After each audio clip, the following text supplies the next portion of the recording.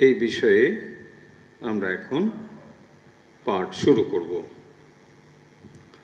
ওম তব কথামৃতম তপ্ত জীবনম কবিভিরৃতম কলমশাপহম শ্রবণমঙ্গলম শ্রীমদাততম ভুবি গৃহন্তি ये ভুরিদা জনঃ। শ্রী শ্রী রামকৃষ্ণ কথামৃতে ভক্তি প্রসঙ্গ অনেকবারই এসেছে এবং এই ভক্তির প্রসঙ্গে ঠাকুর বিভিন্ন বিষয় উপস্থাপন করেছেন বা বলেছেন। সেখানে ভক্তির বিভিন্ন দিক নিয়ে আলোচিত হয়েছে, অর্থাৎ ভক্তিপথ কি, কিভাবে তাকে অনুসরণ করা যায়, ভক্তিপথ এর দ্বারা আমরা কি লাভ করতে পারি, এই সমস্ত বিষয় কিন্তু আলোচিত হয়েছে। সেগুলোই আমরা এক এক করে এখন দেখার চেষ্টা করছি। শ্রীরামকৃষ্ণ ভক্তি প্রসঙ্গে বলছেন, ভক্তের হৃদয় তার আবাসস্থান। আপনারা বহুবার শুনেছেন এই কথাটি বহু প্রসঙ্গে, যে ভক্তের হৃদয় তার আবাসস্থান, তার মানে ভগবানের। তাহলে ভক্তের হৃদয় ভগবানের আবাসস্থান, সেখানে তিনি থাকেন। আরও এই প্রসঙ্গে বলছেন, তিনি সর্বভূতে আছেন বটে, কিন্তু ভক্ত হৃদয়ে বিশেষ রূপে আছেন।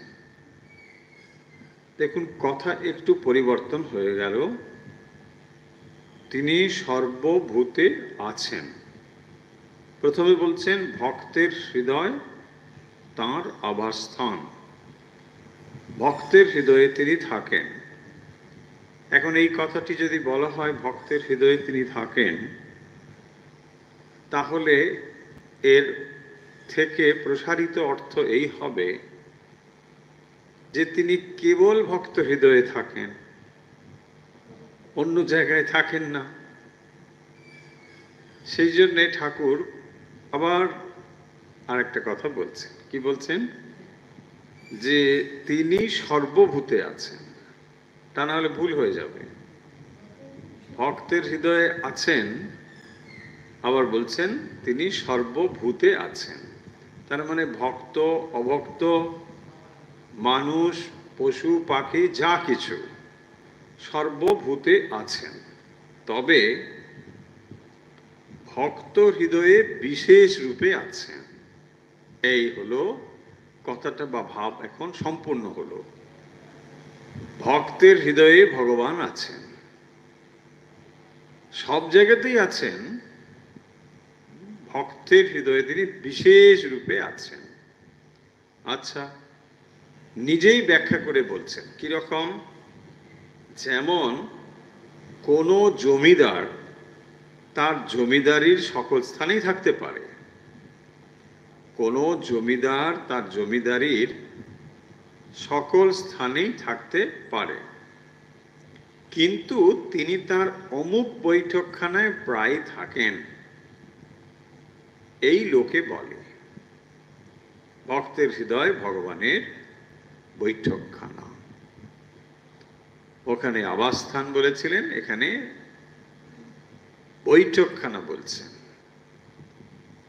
আবাসস্থান আর বৈঠকখানার মধ্যে একটা তফাৎ আছে। আবাসস্থান মানে যেখানে তিনি থাকেন, আর বৈঠকখানা মানে যেখানে তাকে দেখা যায়। বাবুকে যদি আপনি দেখা করতে চান, বাবু ঘরের মধ্যে ঢুকে যাবেন, তাই না? বৈঠকখানায় অপেক্ষা করতে হবে, বাবু সেখানে আসবেন। ড্রয়িং রুম, তো ড্রয়িং রুমেই তো দেখা হবে, নাকি বেডরুমে ঢুকে যাবেন? তা হবে না। আবাসস্থান মানে হচ্ছে তিনি থাকেন, কিন্তু তাকে যদি দেখতে চান তাহলে বৈঠকখানে ঠিক আছে, সেখানে দেখা করা যাবে। তাহলে এখানে একটি বললেন সাধারণ, আরেকটি বললেন বিশেষ। সাধারণ মানে তিনি সর্বভূতে আছেন, এটি হলো সাধারণ কথা।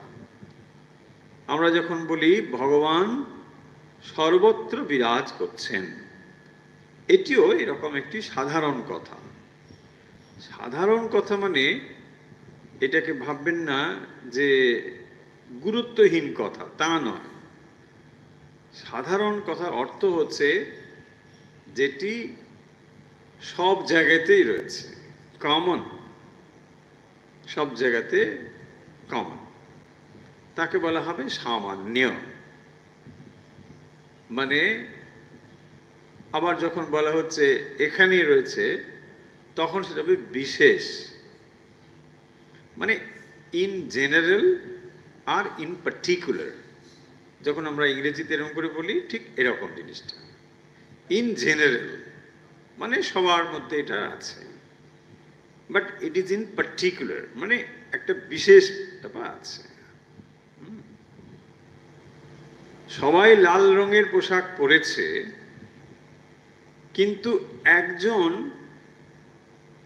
লাল রঙের একটু অন্য কিছু পরেছে, হলো, তখন হলো সবাই লাল পরেছে ঠিকই, কিন্তু ওটা ওর বিশেষত্ব। লাল বটে, কিন্তু একটা অন্যরকম কিছু পরেছে, এটা আলখাল্লা বা কিছু একটা আলাদা। এই হলো বিশেষত্ব, পার্টিকুলার। In general, particular. বুঝিয়ে দিয়েছে ঠাকুর নিজেই, খুব একটা ব্যাখ্যার প্রয়োজন নেই। বলছেন জমিদার যেমন জমিদারির সব জায়গায় থাকতে পারে। একটা জমিদার তার জমিদারি, তো সে কি করবে, যেখানে খুশি সবটাই তার জমিদারি। কিন্তু তিনি নির্দিষ্ট কোনো কোনো জায়গায় থাকেন, প্রজাদের সঙ্গে দেখা করেন। ধরুন প্রাইম মিনিস্টার, একটা দেশের প্রাইম মিনিস্টার আছে, তো প্রাইম মিনিস্টার হচ্ছেন এই সমস্ত দেশের দায়িত্বে আছেন। কিন্তু তার সঙ্গে যদি দেখা করতে চান, তাহলে তার একটা অফিস আছে, সেখানে আপনি যান, দেখা করতে পারেন, তাই ঠিক সেই রকম একটা দেশের মধ্যে সমস্ত জায়গাতেই প্রধানমন্ত্রীর নিয়ম চলছে। ভারতবর্ষ, অন্যান্য দেশ যেখানে প্রধান আছেন তিনি এভাবে চালাচ্ছেন, কিন্তু তার সঙ্গে দেখা করতে গেলে এখানে যখন বলছেন ভগবান সর্বব্যাপী, তখন সব জায়গায় আছেন, এটা ঠিক কথাই তো। কিন্তু তার সঙ্গে যদি কথা বলতে চান, তাকে দেখতে চান, তাহলে আপনাকে একটা নির্দিষ্ট জায়গায় যেতে হবে। তিনি সব জায়গায় আছেন বললে হবে না। দুধে মাখন আছে, শ্রীরামকৃষ্ণ নিতে বা এক্সাম্পল। দুধে মাখন কোথায় আছে? সর্বত্রই রয়েছে। এমন তো নয় যে এইখানে মাখন আছে এখানে নেই, তা তো নয়। পুরো দুধটার মধ্যেই মাখন আছে। কিন্তু যদি মাখন দেখতে চান, তাহলে আপনাকে একটা পদ্ধতি অবলম্বন করতে হবে, তা নাহলে আপনি পাবেন না। এই হলো জেনারেল আর পার্টিকুলারের ডিফারেন্স, সামান্য আর বিশেষ। যদি বিশেষ রূপে তাকে দেখতে চান, তাহলে একটা পদ্ধতি আছে। তাই বলছেন ভক্তের হৃদয় ভগবানের বৈঠকখানা। আপনি তার সঙ্গে কথা বলতে চান, দেখা করতে চান, যা কিছু করবেন, হৃদয়েই হচ্ছে আসল জায়গা। তাহলে শরীরের সব জায়গাটাই আপনার, কিন্তু হৃদয়টি হলো এমন জায়গা যেখানে ভগবানকে দেখা যায়।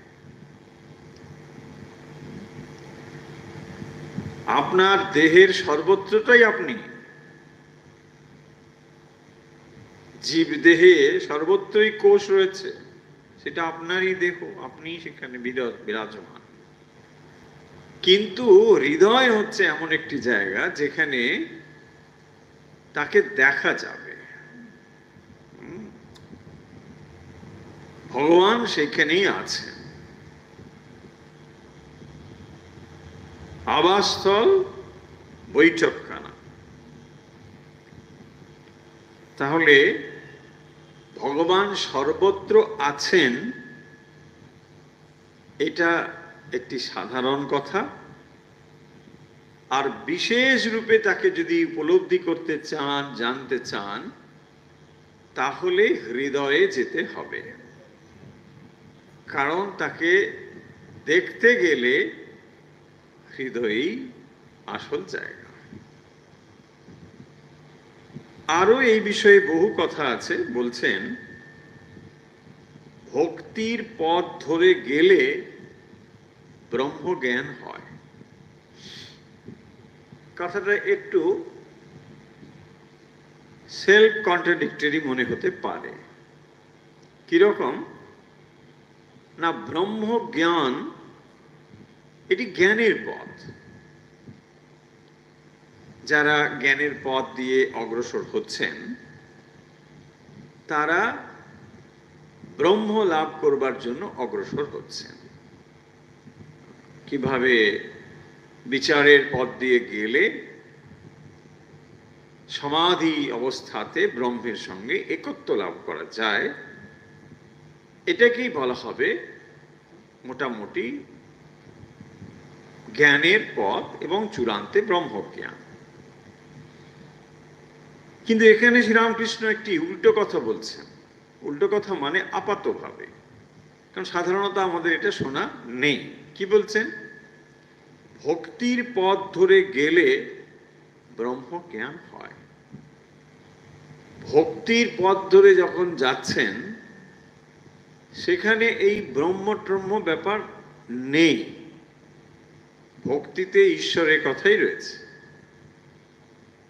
সচ্চিদানন্দময় ঈশ্বর। তো ঈশ্বর লাভ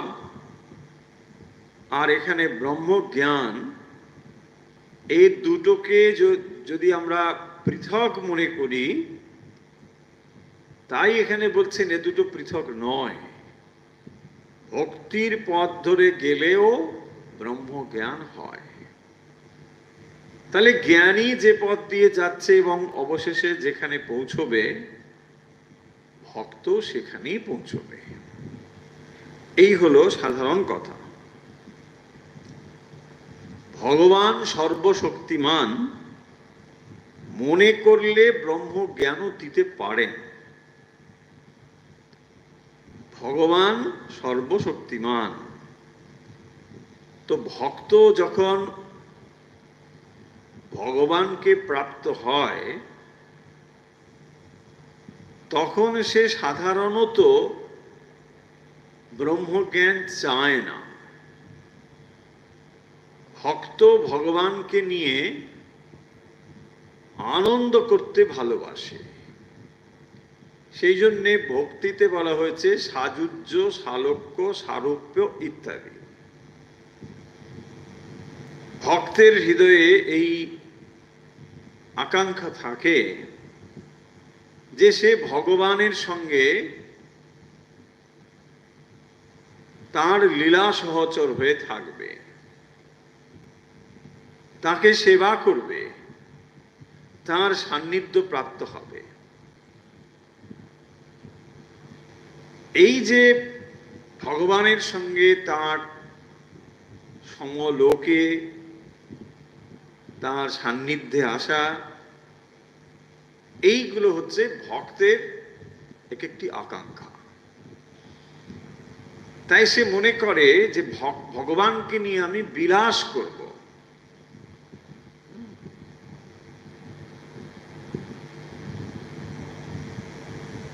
সে সাধনা করতে করতে ভগবানের কাছে এই প্রার্থনা করে যে আবার যদি আসতে হয় প্রভু, তোমার সঙ্গে যেন আবার আসি,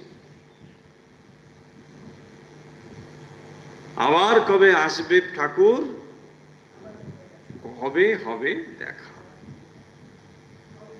পঞ্চবটির পাতায় পাতায় তোমার নামটি লেখা, আবার কবে আসবে ঠাকুর, কবে হবে দেখা। তো ফলে ভক্তের হৃদয়ে এইরকমই একটি আকাঙ্ক্ষা থাকে যে আমি তোমার সেবা করব, তোমার সঙ্গেই থাকব, সমরূপ প্রাপ্ত হব। এটি আরেক রকম, মানে ভগবান হচ্ছেন সমগ্র সৌন্দর্যের সমষ্টি, সমস্ত পরাক্রম বীর্যের সমষ্টি। ভগ শব্দের অর্থ হচ্ছে তাই।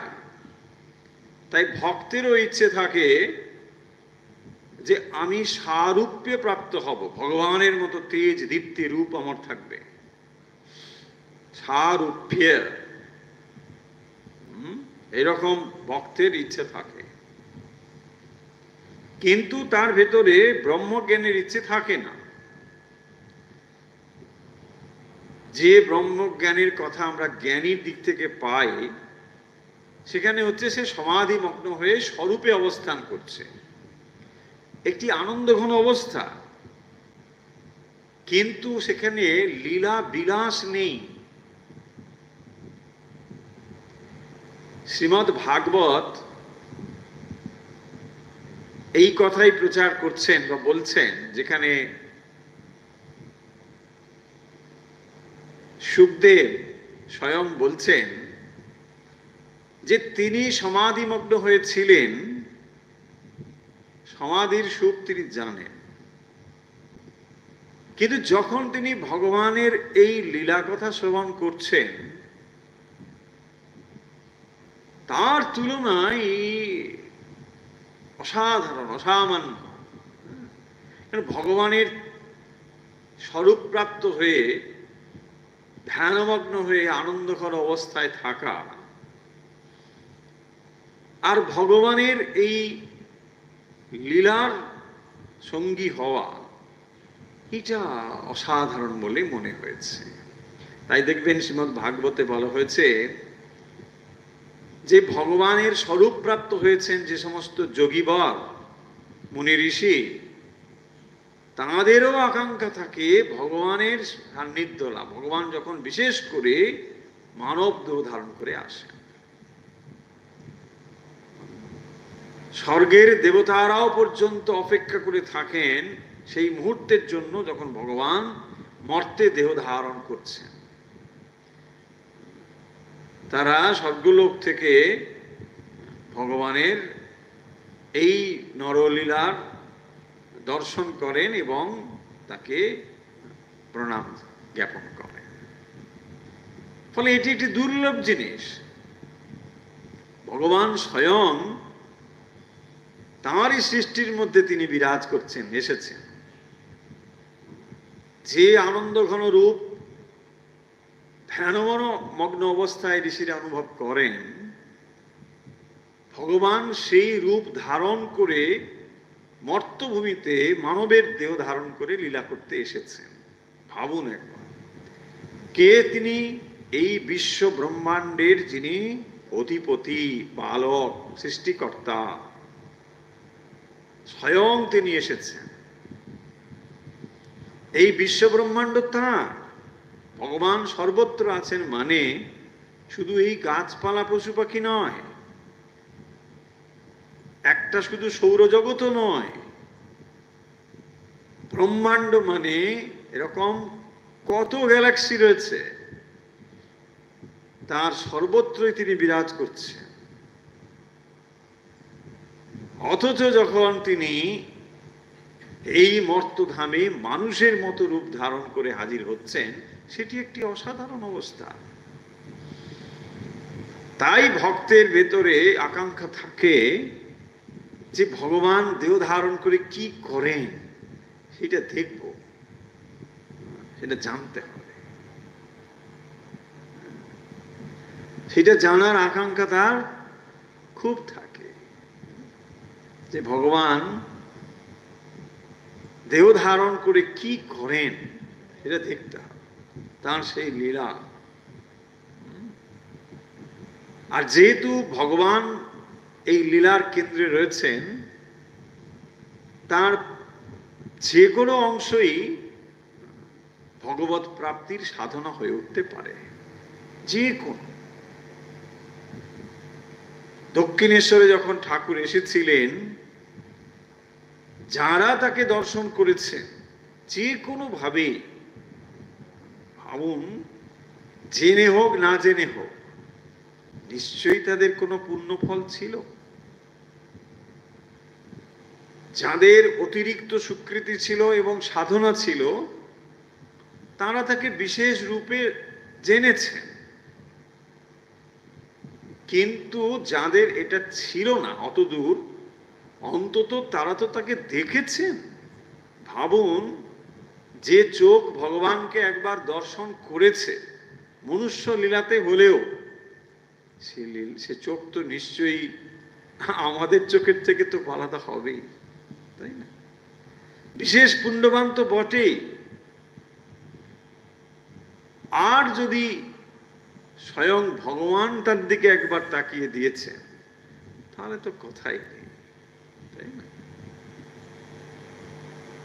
কাশীপুরে উদ্যানবাটিতে যখন শ্রীরামকৃষ্ণের একেবারে অন্তলীলা,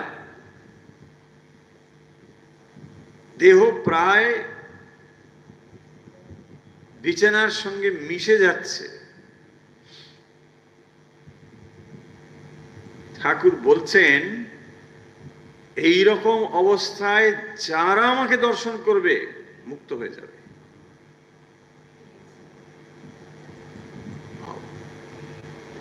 যে দেখবে মুক্ত হয়ে যাবে।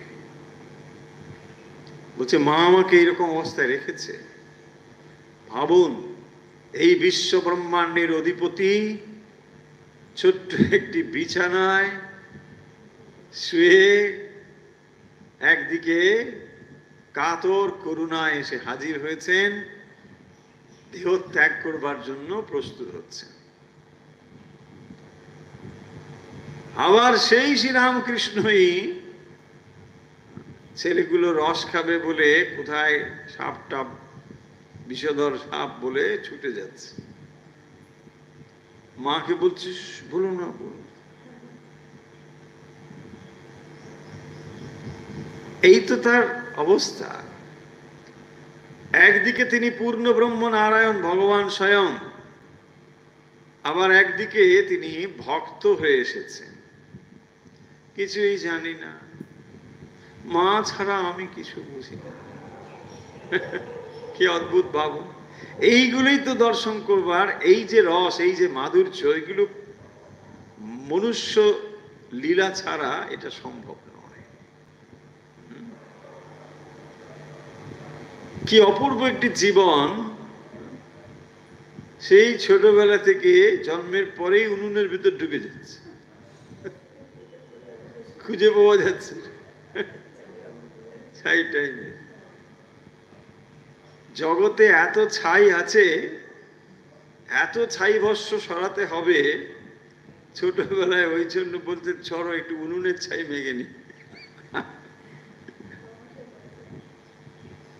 কি অদ্ভুত সব ব্যাপার!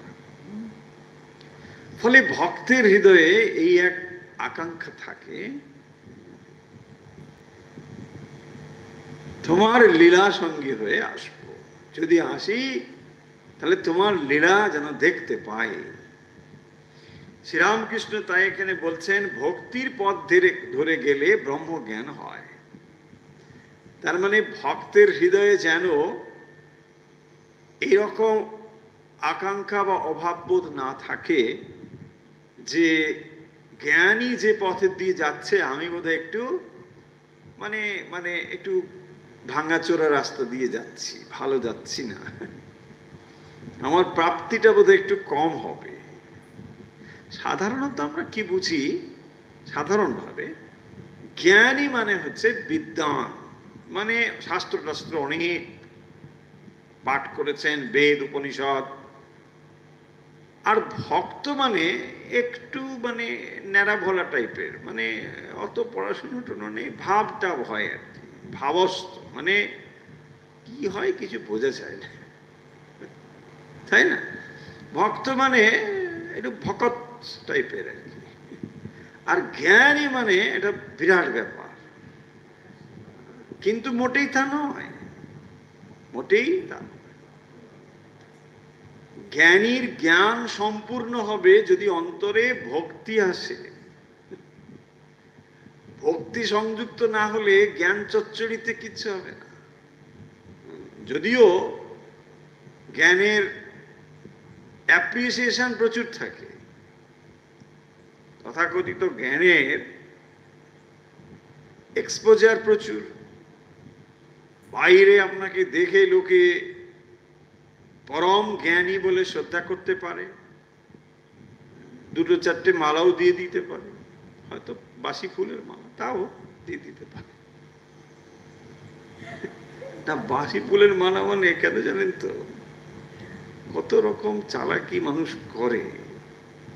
এক এক জায়গায়, আমরা তো বিভিন্ন জায়গায় যেতে যেতে হয় বলে একটু অভিজ্ঞতাও আছে। মহারাজ আসবেন আমাদের এখানে, দ্বার উদ্ঘাটন হবে, খুব ভালো। মহারাজ এসে স্টেজে বসে আছেন, দ্বার উদ্ঘাটন হবে। না না, অমুক জায়গার এলেমেলে আসবেন। আচ্ছা, তা আসুক এলেমেলে, বসে থাকুন। এলেমেলে এসে বসে থাকবে। তারপরে জানা গেল এলেমেলে না, ও আগেই এসে কেটে দিয়ে চলে গেছে। আচ্ছা, ভালো, বসে আছে, আপনাকে ডেকেছে তো। আরে কি হলো, তোমরা করছো না কেন? তাই তো তাই তো, তাড়াতাড়ি করতে হবে। যেখানে দ্বার উদ্ঘাটন আগে হয়েই গেছে, এখন আবার সেখানে ফিতে বেঁধে দিচ্ছে। চালাকি বুঝুন না, বাবাজি এসে গেছে না, বাবাজিকে দিয়ে তো আবার কাটাতে হবে, সেই জন্য আবার একবার ফিতে বেঁধে দিচ্ছে। যেখানে অলরেডি ওপেনিং হয়ে গেছে, আবার ফিতে বেঁধে দিয়েছে, বলছে আবার কাটুন, চলো। দেখুন কি অবস্থা, সব প্রচুর জিনিসপত্র আছে, ভক্তি একবার উতলে পড়ছে। মহারাজদের না নিলে না আমাদের ভালো লাগে না, কি ভালো, আপনি মানে এমন শুনবেন মানে উল্টে পড়বেন, বলছে বাবরে বাবা কি ভক্তি রে বাবা। তারপরে যখন কি বলি, আচ্ছা ফিতে কাটা হবে, ভালো একটু মানে ফুল টুল আছে, বলছে না এখন সেসব কিছু নেই, আপনি এমনি একটা ফিতে কেটেই দিন, ব্যাস, ফুল টুল পাওয়া যাবে, আরে একটু বেল পাতা বা কিছু, সে এখন ভক্তি উঠলে পড়ছে। এইসব চলছে, খুব মুশকিল, এইসব চলছে। মজা পায়, হাসি, আর কিছু নেই, খুবই মজার ব্যাপার চলছে। এইরকমই হবে আমাদের ভক্তি, মানে সব ফেসবুক ভক্তি। ওরে বাবা কি ভক্তি, আশ্চর্য ব্যাপার, খুব মানে এরকম অবস্থা। যাই হোক, চলুন দেখুন কি বলছেন। ভগবান সর্বশক্তিমান, মনে করলে ব্রহ্ম জ্ঞানও দিতে পারেন। দেখবেন শ্রীরামকৃষ্ণ যখন মায়ের দর্শন পেয়েছেন, মাকে একটু অভিমানের সুরে বলছেন, মা আমি মুখ্য টুক্কু বলে তুই কি সব দেখালি, আমাকে সব দেখিয়ে দে, জ্ঞানীরা কি করে পায়, যোগীরা কি করে পায়, হ্যাঁ আমাকে দেখিয়ে দে, আমি মুখ্য বলে ব্যাস তুই আমাকে কি একটা করে দে। এসব আছে। তাই যদি মনে খেদ হয় যে আমাকে বোধহয় ভগবান ভক্ত বলে একটু কম দিয়েছেন, বলছেন তিনি চাইলে ব্রহ্মজ্ঞানও দিতে পারেন, সর্বশক্তিমান মনে করলে দিতে পারেন। হ্যাঁ, কিন্তু ভক্তেরা প্রায় ব্রহ্মজ্ঞান চায় না, এই হচ্ছে ইম্পর্টেন্ট কথা। ভক্তরা ব্রহ্মজ্ঞান চায় না। কি চায় ভক্তরা? কি চায়? বলছে খালি ওই কি আদ্য সাধ্যের খাবার দাবার খেতে নেই, সাধ্যের খাবার খেলেই ভক্তি চলে যাবে। ঠাকুর এত কথা বললেন, সব কথা বাদ হয়ে গেল। সব ওই সাধ্যের খাবারে গিয়ে ওখানে, কেন ওখানে একটা ব্যাপার আছে, আমি সাধ্যের খাবার খাই না, আমি ভক্ত। তাহলে তুমি ভেবো না আমি সামান্য লোক,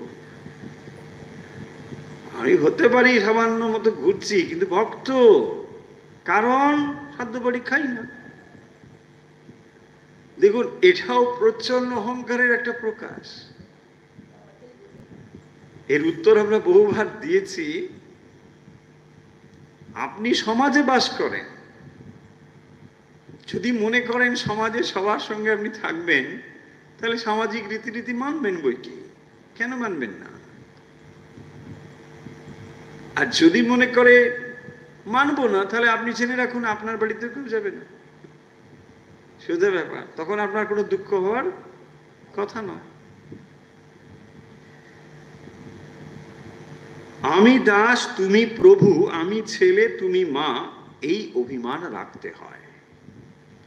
এই কথাটি একটু বোঝার আছে। বলছেন ভক্তেরা প্রায় ব্রহ্মজ্ঞান চায় না। আচ্ছা, ব্রহ্মজ্ঞান মানে কি? আর আমি দাস তুমি প্রভু, এটারই বা কি অর্থ একটু বুঝতে হবে। ব্রহ্মজ্ঞান মানে হচ্ছে দুটি সত্তা এক সত্তাতে মিলে যাওয়া। মানে যে সাধক বা ভক্ত সাধনা করছেন, তিনি সেই পরম সত্তার সঙ্গে এক অনুভব করবেন। মানে আর দুটি বলে কিছু থাকবে না। চরম অবস্থায় সেখানে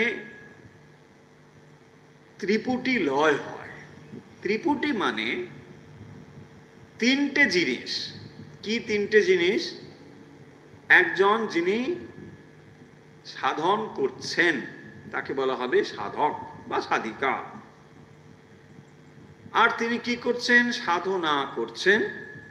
তার একটি সাধ্য বস্তু রয়েছে, সেটি ইষ্ট হোক, পরমেশ্বর হোক, ব্রহ্ম হোক, যাই হোক তিনি করছেন। তার মানে কেউ যখন ধ্যান করেন, একজন থাকবেন, তিনি হচ্ছেন ধ্যাতা, ধ্যানের বস্তু, আর ধ্যান ক্রিয়া হলো। তাহলে একজন যিনি ধ্যান করছেন, আর একটা ধ্যেয় বস্তু যার ধ্যান করছেন। যিনি ধ্যান করছেন, যাকে ধ্যান করছেন বা যে বিষয়ে ধ্যান করছেন, আর এই ধ্যান রূপ ক্রিয়া, সোজা করে বললে হলো যিনি ধ্যান করছেন, যার ধ্যান করছেন এবং যে ক্রিয়াটি করছে। এই তিনটেকে আমরা একসঙ্গে বলি ত্রিপুটি। পুটি, পুটি মাছ না, ত্রিপুটি। সো এই তিনটে জিনিস যখন একসঙ্গে এসে হাজির হয়, একটি হয়ে যাবে, কোনো ব্যবধান আর থাকে না। যিনি ধ্যান করছেন, যার ধ্যান করছেন, মার্জ হয়ে যাবে। অর্থাৎ দ্বৈত ভূমি অদ্বৈত ভূমিতে এসে পৌঁছবে। দ্বৈত মানে দুটি।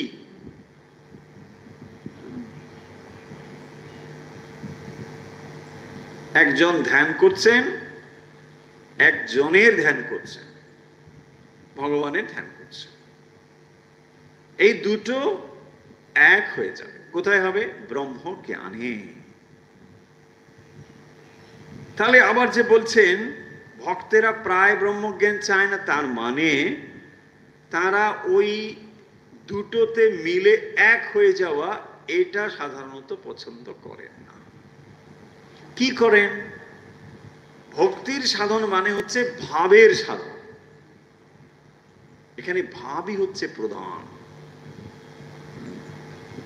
ভক্তিতে ভাব হচ্ছে প্রধান। এমনকি যার সাধনা করা হচ্ছে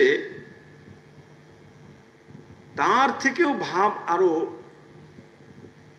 গভীরতর জিনিস হয়। কিরকম? সে হয়তো একটি মূর্তিকে ধরেছে, সেই মূর্তি হয়তো জাগতিক দিক থেকে বিরাট কিছু নয়, এটা পাথর, কিন্তু সেখানে সে ভাব আরোপ করেছে বলে এটাই তার কাছে পরমেশ্বর হয়ে উঠেছে। তাই ভক্তের কাছে ভাবই হলো প্রধান। ভাব সংযুক্ত হয়ে সে পুজো করছে বা সে সাধনা করছে, এবং যখনই সে ভাব সংযুক্ত হয়ে সাধনা করছে তখন দেখবেন হয় সেটা শান্ত, দাস্য, বাৎসল্য, সখ্য অথবা মধুর, মানে মধুর ভাব থাকতেই হবে। এখানে সেই জন্য বলছেন আমি দাস তুমি প্রভু, এটা একটা ভাব, দাস্য ভক্তি।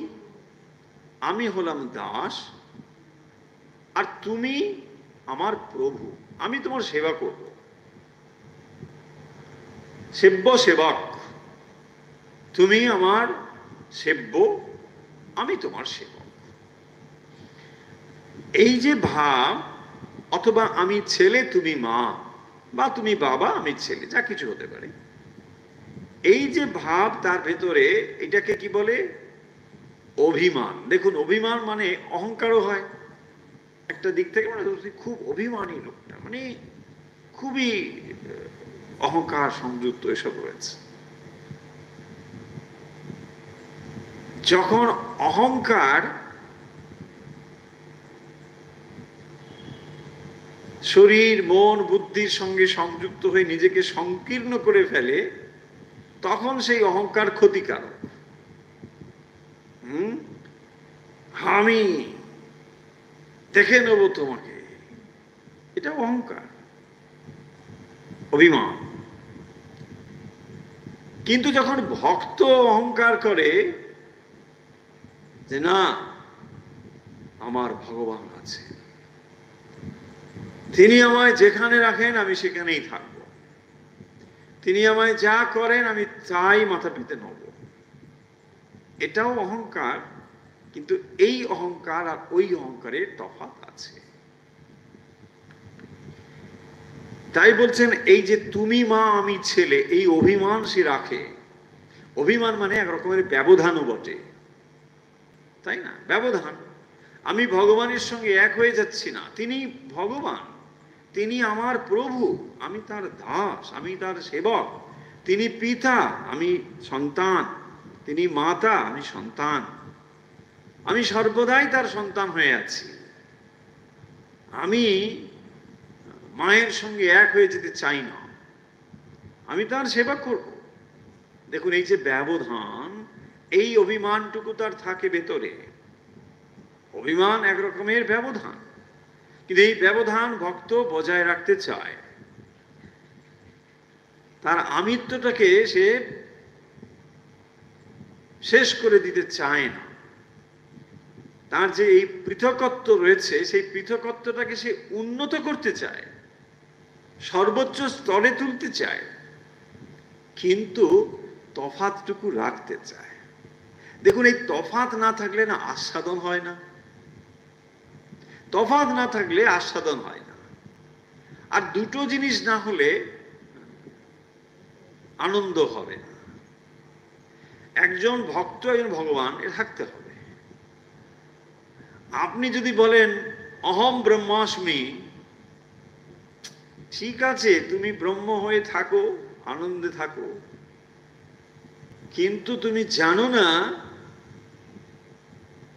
যে ভগবানের ভক্ত হয়ে থাকলে যে কি আনন্দ হয়, হ্যাঁ, এইটা তুমি জানো না। তুমি স্বরূপে অবস্থান করছো, ঠিক আছে, আনন্দই স্বরূপ। তাই ভক্ত সাধারণত নিজের পৃথকত্ব যে বোধটি, এটিকে সে উন্নত করে। দেখবেন শ্রীরামকৃষ্ণ বলছেন যে এই আমি তো যাবে না, থাক শালা দাস আমি হয়ে। এই তার মানে এই আমিত্বটা যখন সংকীর্ণ দিকে প্রবাহিত হয়, তখন সেটা আমাদেরকে এই সংসারে বেঁধে ফেলে। আবার এটাকে যখন উচ্চ উচ্চ দিকে আমরা তুলে নিতে পারি, তখন তার সর্বোচ্চ অবস্থা একটা প্রাপ্তি হয়, এবং যেটি ঈশ্বর প্রাপ্তির সহায়ক হয়। তাই জন্য আপনি যে আমিত্ব বা অহংকার, সেটিকে কোন মাত্রায় নিয়ে যাবেন। নিচের দিকে হলে এই আমি, শ্রীরামকৃষ্ণ বলছেন কাঁচা আমি। আবার যখন এই আমি আস্তে আস্তে পরিপক্কতা লাভ করতে করতে ভক্ত আমি, দাস আমি, সন্তান আমি, এই আমিও কিন্তু এখন আর ওই কাঁচা আমি নেই। তাহলে আমিত্ব যদি না যাবে, পৃথকত্ব যদি থাকবে, তাহলে তাকে এইভাবেই রাখো। তাই এইটি থাকে বলে তার কাছে এই ব্যবধানটুকু রাখে। তফাৎটা তাহলে আমরা বুঝতে পারলাম যে ব্রহ্মজ্ঞানী সে আসলে কি হয় না, অহম ব্রহ্মাস্মি, আমি সেই ব্রহ্ম, সেই পরম তত্ত্ব আসলে যে আমি, এইটি সে অনুভব করে আনন্দে অবস্থান করে। আর ভক্ত কি করে, লীলা আস্বাদন করে। লীলা আস্বাদন মানে পৃথকত্ব দুটি বোধকে সে জাগিয়ে রাখে।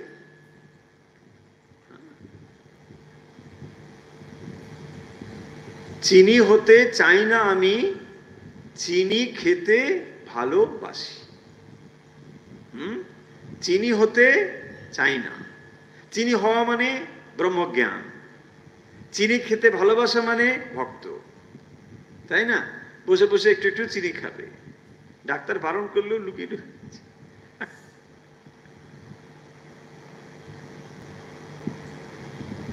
চিনি খাওয়া মানে ভক্ত। বলে ওই তো বলেছেন চিনি খাওয়া ভক্ত, এই চিনি খাচ্ছে। আরে না,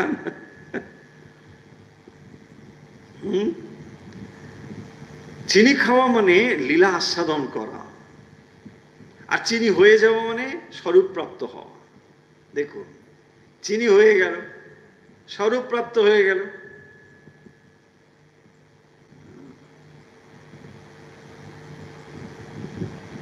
কিন্তু ভক্তের ভেতরে অভিমান থাকে বলে সে সাধারণত ব্রহ্মজ্ঞান চায় না।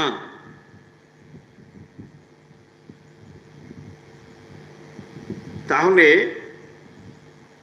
প্রথম যে কথাই বলা হলো, হৃদয় হলো ভক্তের হৃদয় ভগবানের বৈঠকখানা। ভগবান সর্বত্র আছেন, কিন্তু তার সঙ্গে যদি যোগাযোগ করতে চান, তাহলে আপনাকে বৈঠকখানাতে যেতে হবে, আর সেটা হলো হৃদয়। ভগবানকে দেখতে গেলে হৃদয় হচ্ছে ডঙ্কা মারা জায়গা, বলেছেন, ডঙ্কা মারা জায়গা হৃদয়। সেই জন্য দেখবেন সবাই যখন কোনো সেন্সিটিভ কথাবার্তা হবে, তখন হৃদয়,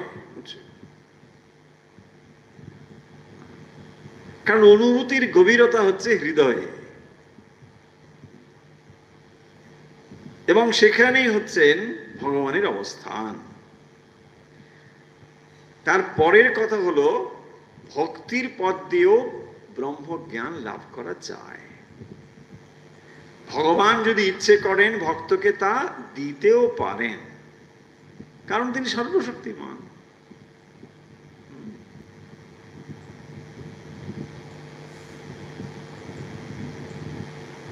ব্রহ্মজ্ঞানে দুটো তত্ত্ব বলে মানা হয় না। শান্ত অবস্থায় আসলে ব্রহ্মজ্ঞান মানে তত্ত্ব একটি, এটা যেন দ্বৈত ভূমি বা অদ্বৈত ভূমি। আর ভক্তি ভক্ত মানে সেটা দ্বৈত ভূমি। সেখানে যেন একটা ব্যবধান ভক্ত সর্বদাই রাখতে চায়। আমি ভগবানের সেবা করব, আমি সন্তান, তুমি মা, তুমি চিরকাল মা হয়ে থাকো, আমি কোনোদিন মা হয়ে যাব এটা নয়। ভাবটা এখানে লক্ষ্য করো, যে মায়ের সঙ্গে আমি একাকার হয়ে যাব এটা ভক্ত চাইছে না। আমি মায়ের সঙ্গে এক হয়ে যাব স্বরূপত না, আমি তার সেবা করব, আমি তার দাস, এই ভাব, ভগবানের আমি দাস। অথবা সন্তান, আমি সন্তান, তিনি মা, এই ভাব।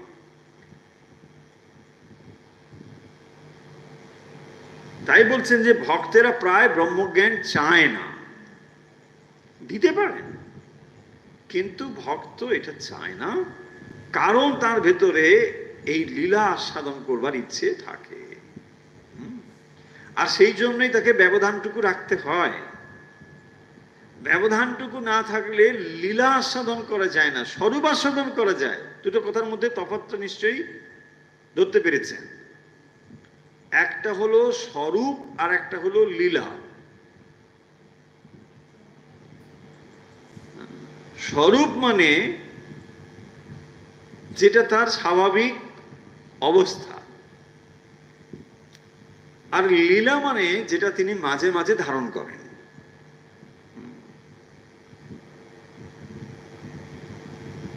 বাবু তার বৈঠকখানায় থাকেন, কিন্তু মাঝে মাঝে তিনি নগর পরিক্রমাতেও যান। একটা তার স্বরূপ আর একটা তার লীলা। এই লীলা মানে হচ্ছে তিনি যখন বাইরে টাইরে বেরোচ্ছেন, যাচ্ছেন, এখানে যাচ্ছেন। শ্রীরামকৃষ্ণ বলছেন সাপটা কুণ্ডলী পাকিয়ে থাকে, কখনো কখনো বা হেলছে দুলছে। তাহলে হেলছে দুলছে মানে লীলা, আর কুণ্ডলী পাকিয়ে থাকছে মানে স্বরূপ। ভক্ত সব সময় লীলা আস্বাদন করতে চায়। ভগবান কিভাবে মানুষের মধ্যে আবির্ভূত হয়েছিলেন, রামচন্দ্র রূপে, ভগবান শ্রীকৃষ্ণ রূপে, অন্যান্য অবতার রূপে যখন তিনি এসেছেন, কিভাবে তার কার্যকলাপ কি করেছেন, কার সঙ্গে কি করেছেন, ইত্যাদি ইত্যাদি সব ভক্ত খুব গভীরভাবে জানতে চায়। এবং সে শুধু জানতে চায় না, সে ওই অবস্থায় থাকতে চায় যে আমি যদি ভগবানের সঙ্গে আসতে পারতাম। ভাবুন, আপনি হয়তো ধরুন পরের বারে হৃদু হয়ে এসে গেলেন, হ্যাঁ হতে পারে।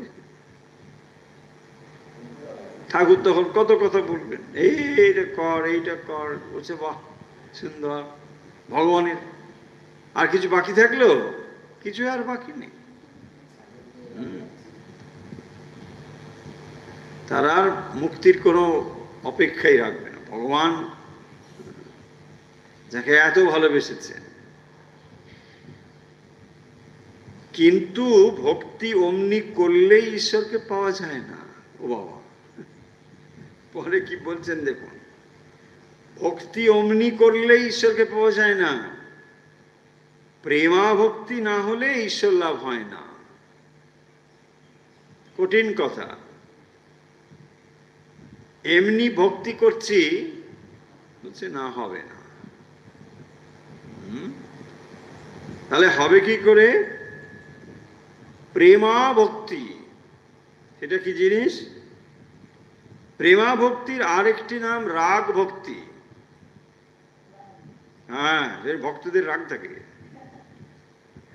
শার্ট করে ভক্তরা রেখে ছাড়ে। রাগ মানে হলো প্রীতি, ভগবানের প্রতি আসক্তি। বিষয়ে আসক্তিকে আমরা খারাপ চোখে দেখি, কিন্তু সেই আসক্তি যদি ঈশ্বরের প্রতি হয় তাকে বলে রাগ ভক্তি। বিষয়ে যেমন আসক্তি,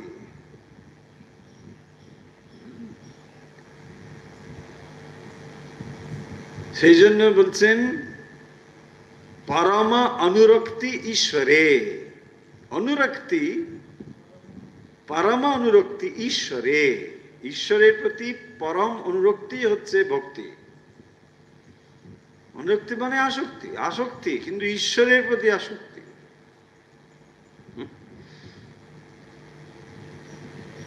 প্রেম অনুরাগ না হলে ভগবান লাভ হয় না। দেখো, ঈশ্বরের উপর ভালোবাসা না এলে তাকে লাভ করা যায় না। তাহলে ঈশ্বরের উপর ভালোবাসা না এলে মানে আমরা কি ঈশ্বরের প্রতি ভালোবাসা আছে না নেই? আছে, আবার নেইও। সব কন্ডিশনাল লাভ, তাই না? ভগবানের প্রতি যে ভালোবাসা, এসব কন্ডিশনাল লাভ।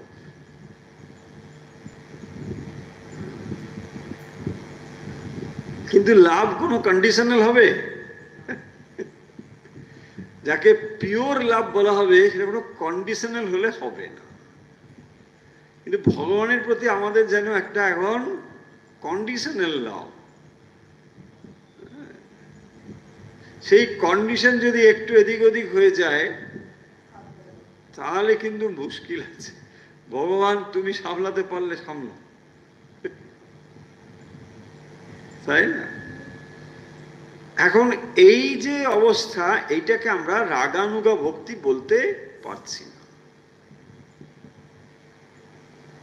তার মানে এই নয় যে কোনো ভক্তি নেই, তা নয়।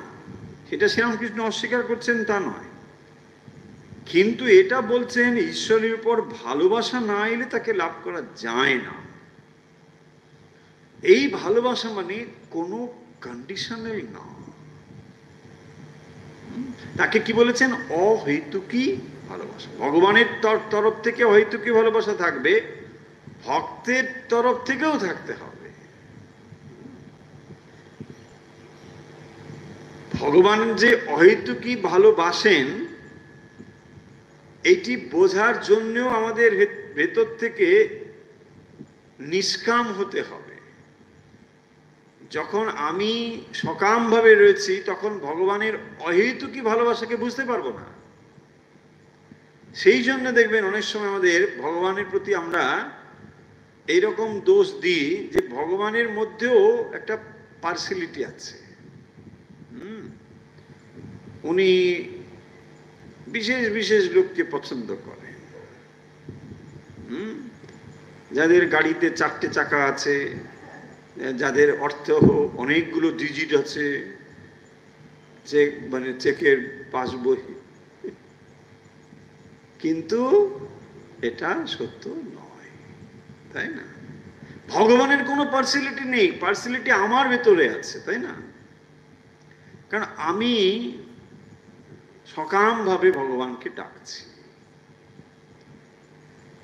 যত সময় আমি নিষ্কাম হতে না পারছি তত সময় ভগবানের নিষ্কামতা বা তার পার্সিয়ালিটি মানে নন পার্সিয়ালিটি এটা বুঝতে পারবো না, তাই না? যে তার ভেতরে কোনো অন্তরঙ্গ বহিরঙ্গ বলে কিছু নেই। ভগবান সবাইকে সমভাবেই ভালোবাসেন, কিন্তু পাত্র অনুযায়ী তার তফাৎটা হয়ে যায়। ভগবানের ভালোবাসার কোনো তারতম্য হয় না। কিন্তু আমার ভেতরে তারতম্য রয়েছে বলে, তরতম, তাই যেন তারতম্য মনে হয়। তাই বলছেন ঈশ্বরের উপর ভালোবাসা না এলে তাকে লাভ করা যায় না। তাহলে এই যে আমরা চেষ্টা করছি জপ বলুন ধ্যান বলুন যা কিছু, ভালোবাসা আনবার জন্য। ভগবানের প্রতি ভালোবাসা এলে তো হয়েই গেল, কি করে তাকে ভালোবাসা যায়, কি করে তার প্রতি মন যায়, তাই আপনাকে এত সতর্কভাবে সচেষ্ট থাকতে হচ্ছে। চেষ্টা করছেন, তার কথা শোনার চেষ্টা করছেন, তার কথা ভাবছেন, তার লীলা কথা শ্রবণ করছেন, যে যে বইতে তার কথা লেখা রয়েছে সেগুলো পড়ছেন, যেখানে যেখানে তার লীলা বেশি প্রকাশ হয়েছে সেসব স্থানে যাচ্ছেন, যারা তার ভক্ত তার সঙ্গ করছেন। এই নানা দিক দিয়ে মনে ভগবত প্রেমকে জাগিয়ে তোলার চেষ্টা হচ্ছে। এই প্রচেষ্টাগুলো একদিন ভগবানের প্রতি অনুরাগ তৈরি করবে। এই অনুরাগ ব্যাকুলতা তৈরি করবার জন্যই এগুলো হচ্ছে। তাই এগুলোকে বলা হবে গৌণী ভক্তি বা বৈধি ভক্তি।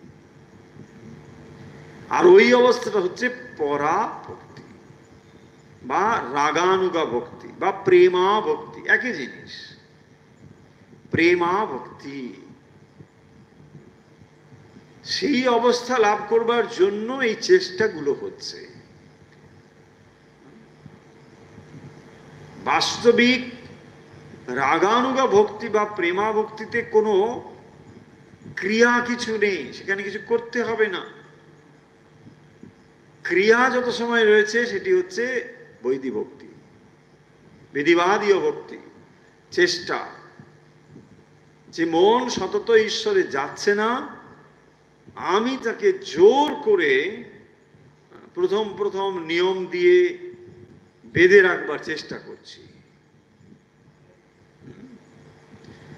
যে অশান্ত মন বিষয়ের দিকে ধাবিত হচ্ছে, সেই অশান্ত মনকে নিয়মের নিগড়ে বেঁধে তাকে সৎপথে পরিচালিত করবার চেষ্টা করছি, তাই না?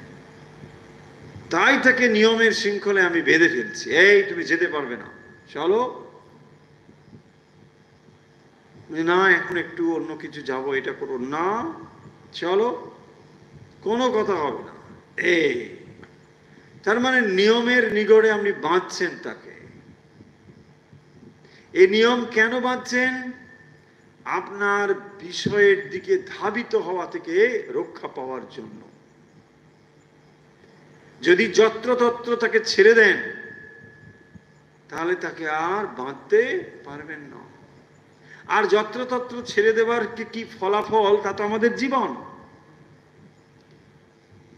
আমরা যে অন্তরে বিষয়ের প্রতি আসক্তি বা বিষয়ের প্রতি আকর্ষণ অনুভব করি, তা তো একদিনে হয়নি, এটাও জন্ম জন্ম ধরেই হয়েছে। তাই এখন সচেতনভাবে বিষয়ের জ্বালা থেকে বাঁচবার জন্য মনকে তুলে নিয়ে আসছি। ওদিকে যেও না, ভালো লাগুক মন্দ লাগুক, জোর করে তাকে তুলে আনতে হবে। অন্তত কিছুদিন দীর্ঘ প্রচেষ্টায় যদি এটা করা যায়, তখন মন বশীভূত হবে। তাহলে সাধকের জীবন মানে মনের ট্রেনিং,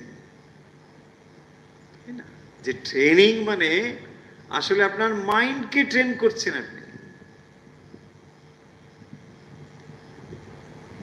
মিলিটারি যে ট্রেনিং হয়, সেটা মূলত দেখবেন শরীর কেন্দ্রিক। শৃঙ্খলা আছে, সেখানেও ডিসিপ্লিন, কিন্তু সেটা শরীর কেন্দ্রিক।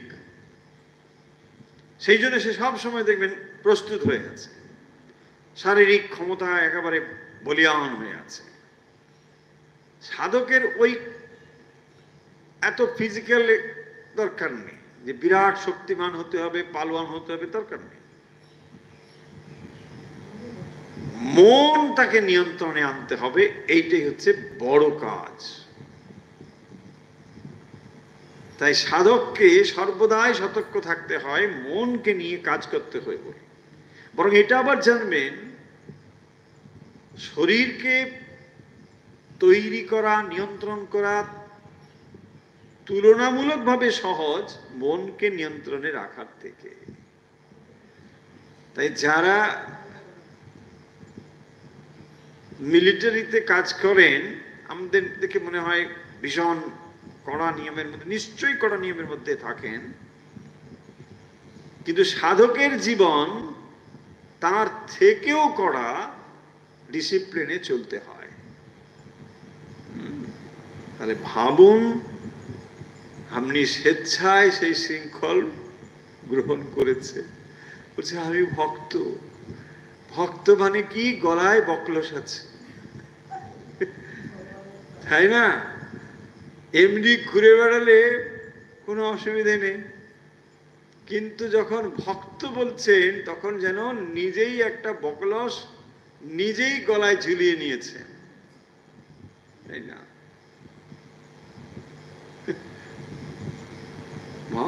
নিজেরই। কেন না? আমি রক্ষা পেতে চাই। নিজেকে যদি নিয়ন্ত্রিত করতে না শিখি তাহলে কিছুই শেখা হলো না। সেই জন্যই আমি নিজের শৃঙ্খল নিজেই নিয়েছি। ভক্ত হয়েছেন মানে আপনি ভক্তির শৃঙ্খল গলায় পড়েছে। ভাবুন, তাই আপনাকে প্রতি মুহূর্তে সতর্ক থাকতে হয়, না এটা করা যাবে না, আমি ভক্ত। না এটা করা যাবে না, আমি ভক্ত। সর্বদাই আপনাকে মনে করিয়ে দেয়। বকলস কি মনে করিয়ে দেয়? তার এক বাবু আছে, কুকুরের বকলস। ভাববেন না বলি মহারাজ একবারে কুকুর টুকুর বলে দিচ্ছেন, না না না না না, ছি ছি ছি, বকলস বলছি। বকলস দেখে কি বোঝা যায়? তার এক প্রভু আছে। ঠিক সেই রকম ভক্ত সর্বদাই সে জানে যে আমার ভগবান আছে, আমি তার দাস, আমি তার সেবক, আমি তার সন্তান। চলুন এই প্রসঙ্গে আরো কথা হবে, আজকের কথা আমরা এখানেই শেষ করছি। প্রসঙ্গ হচ্ছিল শ্রী শ্রী রামকৃষ্ণ কথামৃতের ভক্তি ও ভক্ত এই প্রসঙ্গে। এর বেশ কয়েকটি পর্ব আমরা আলোচনা করব এইভাবেই। আরো অনেক কথা রয়েছে, এক এক করে আলোচনা হবে আজকে।